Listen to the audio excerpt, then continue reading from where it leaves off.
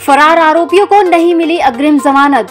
High court में तिड़के की सुनवाई 3 जून तक टली। अन्य आरोपियों की सुनवाई तिथि निर्धारित नहीं। जिले के 2 युवाओं ने यूपीएससी परीक्षा में सफलता हासिल की।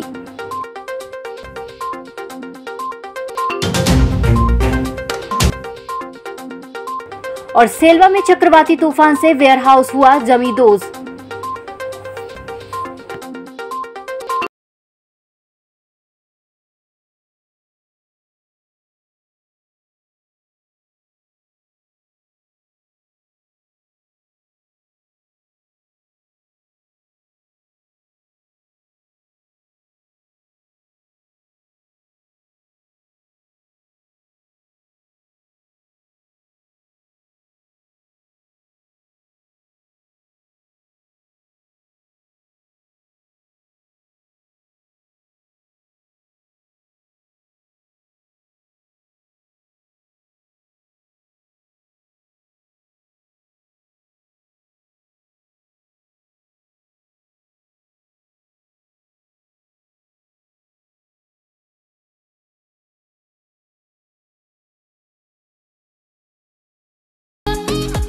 नमस्कार, बालाघाट लाइव में आपका स्वागत है और मैं हूं आपके साथ एकता। आइए बढ़ते हैं खबरों की ओर।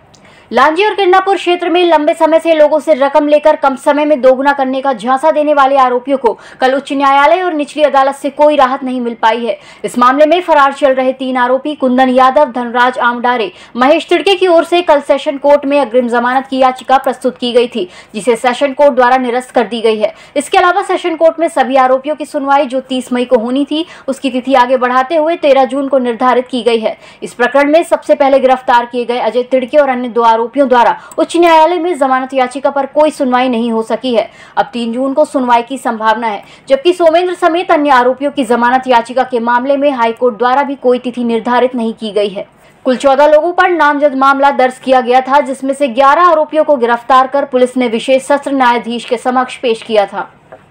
बालाघाट जिले के 2 युवाओं ने संघ लोक सेवा आयोग की सिविल सेवा परीक्षा 2021 में सफलता हासिल कर जिले का नाम रोशन किया है। वारासिवनी तहसील के ग्राम जालीवाड़ा के मूल निवासी और सहायक संचालक उद्यान बालाघाट सीबी देशमुख के पुत्र राहुल देशमुख ने इस परीक्षा में 349 रैंक हासिल की है। इसी प्रकार खैरलांजी तहसील के ग्राम गजपुर के मूल निवासी और बैतूल जिले से सेवानिवृत्त संयुक्त कलेक्टर ज्ञानीराम पटले के पुत्र आदित्य पटले ने इस परीक्षा में 375 रैंक हासिल की है। बालाघाट जिले के इन युवाओं ने इस महत्वपूर्ण परीक्षा में सफलता हासिल कर जिले का गौरव बढ़ाया है। ये दोनों युवा इस सफलता के साथ ही प्रतियोगी परीक्षाओं की तैयारी कर रहे अन्य युवाओं के लिए प्रेरणा स्रोत और आदर्श बन गए हैं। उद्यान विभाग के समस्त स्टाफ और कलेक्ट्रेट के सभी अधिकारियों और कर्मचारियों ने इन युवाओं की सफलता के लिए उन्हें बधाई दी है।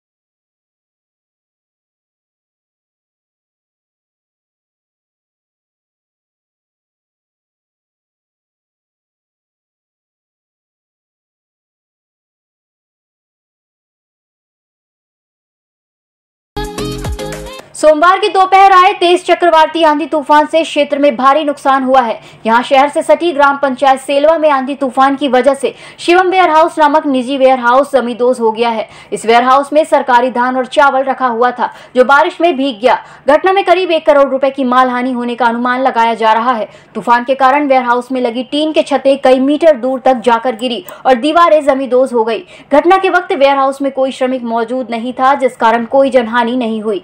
घटना की सूचना मिलने पर वेयरहाउस अधिकारी और मार्केटिंग सोसाइटी के अधिकारी मौके पर पहुंचे।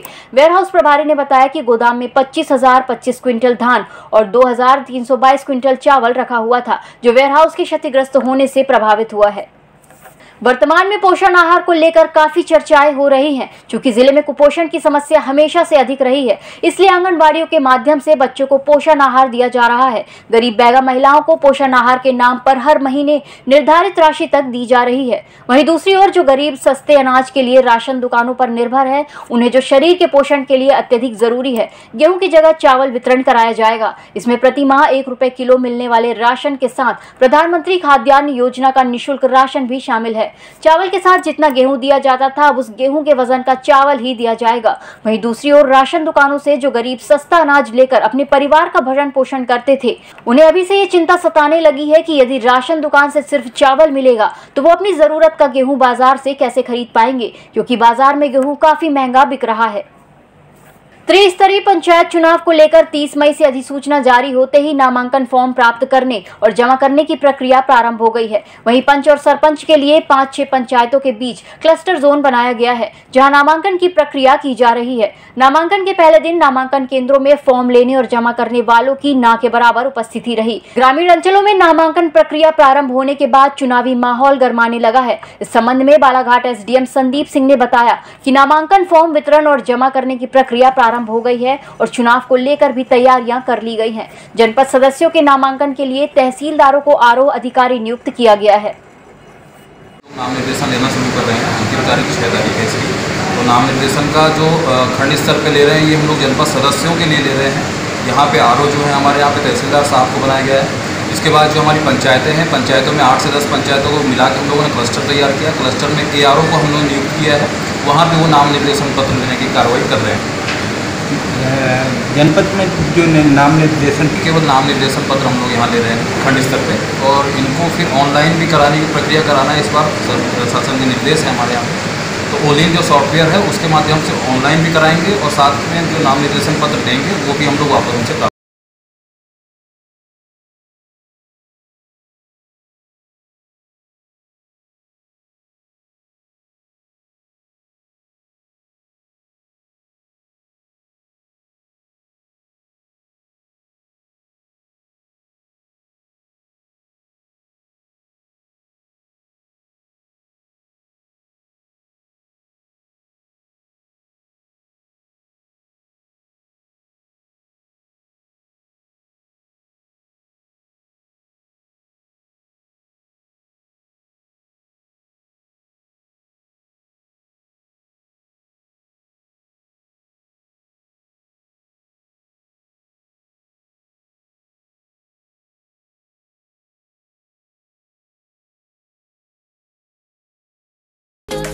कटंगी तुमसर मुख्य सड़क मार्ग पर नांदी बस स्टैंड से महज कुछ दूर रविवार सोमवार की दरमियानी रात एक तेज रफ्तार डंपर ने सड़क से नीचे उतरकर मकान को टक्कर मार दी। इस हादसे में डंपर चालक गंभीर रूप से घायल हुआ है, जिसे उपचार के लिए सरकारी अस्पताल कटंगी में भर्ती करवाया गया है। इस घटना में गनीमत की बात यह रही कि मकान में सो रहा एक शख्स डंपर की चपेट में आने से बाल बाल बच गया। मिली जानकारी के अनुसार डंपर ने देवेंद्र पाठक के घर को टक्कर मारी है। हादसा करीब 4 बजे के आसपास हुआ है। बताया जा रहा है कि डंपर रेत लेने के लिए बोनकट्टा की तरफ जा रहा था। अनुमान लगाया जा रहा है कि चालक को नींद की झपकी आने की वजह से यह हादसा हुआ होगा। फिलहाल इस हादसे में मकान बुरी तरह से क्षतिग्रस्त हो गया है। पीड़ित परिवार ने वाहन मालिक और सरकार से मुआवजा प्रदान करने की मांग की है। 30 मई को कलेक्टर डॉक्टर गिरीश कुमार मिश्रा की अध्यक्षता में टीएल बैठक का आयोजन किया गया। बैठक में upper collector Shiv Govind Markam, deputy collector Ayushi Jain और सभी विभागों के अधिकारी उपस्थित थे। बैठक में सबसे पहले सीएम हेल्पलाइन के प्रकरणों की समीक्षा की गई। कलेक्टर द्वारा सभी पदाधिकारियों को सीएम हेल्पलाइन के प्रकरणों का त्वरित निराकरण करने के निर्देश दिए गए। सीएम हेल्पलाइन के प्रकरणों के निराकरण की स्थिति संतोषजनक नहीं पाए जाने पर तहसीलदार सतीश कुमार चौधरी, इंद्रसेन तुमराली और रामबाबू देवांगन का वेतन रोकने के निर्देश दिए गए। इसी प्रकार परसवाड़ा के खंड चिकित्सा अधिकारी डॉक्टर हरीश मसराम, वारासिवनी के खंड चिकित्सा अधिकारी डॉक्टर रविंद्र ताथोड़ और लामता के खंड चिकित्सा अधिकारी डॉक्टर वरुण सिंह परते का वेतन रोकने के निर्देश दिए गए। जनपद पंचायतों के सीएम हेल्पलाइन के प्रकरणों की समीक्षा के दौरान जनपद पंचायत कटंगी, बालाघाट, खैरलांजी और किरणापुर के मुख्य कार्यपालन अधिकारी पर 2-2 हजार रुपए का जुर्माना लगाने के निर्देश दिए गए। इस बुलेटिन में फिलहाल इतना ही। नमस्कार।